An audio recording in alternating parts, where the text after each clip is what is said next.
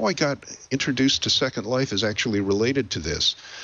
At that time, the people running Second Life would occasionally invite other people from other projects to come and do like some kind of meetup thing in the Second Life virtual environment. Interesting. And so Julian and I think David Smith got invited to one of their, meetup things.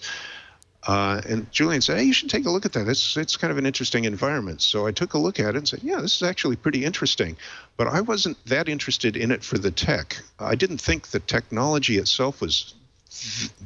That wasn't blowing me away. What I found interesting was the sociology. Yeah, no kidding.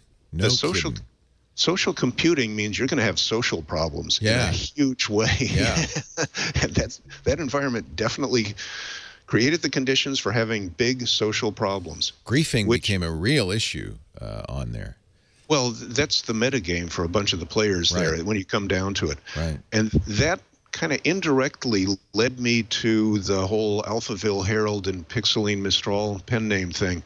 I got interested enough in the social aspect that I started reading some of the sites covering this, and the one that I found the most interesting, that I thought had the most lucid coverage of what was going on, was the Second Life Herald, or the Alphaville Herald. And then I read up about that and read about Peter Ludlow, the founder, getting kicked out of The Sims Online. He got banned from writing stuff about he was a philosophy professor at Northwestern.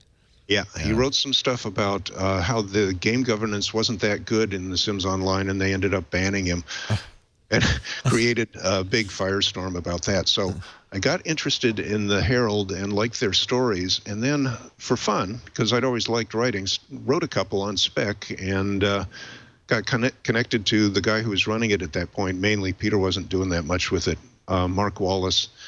And they liked my stories, so I just kept writing, and I found out a very interesting thing, which was if you wanted to study the sociology of the game, the best thing to do would be to be a reporter, or quote reporter, and from there, what would happen is people would come to you with the stories. Right, you didn't have to go and look stuff up so much. People are always coming to you and saying, hey, there's this outrageous thing happening over there. You should write about it.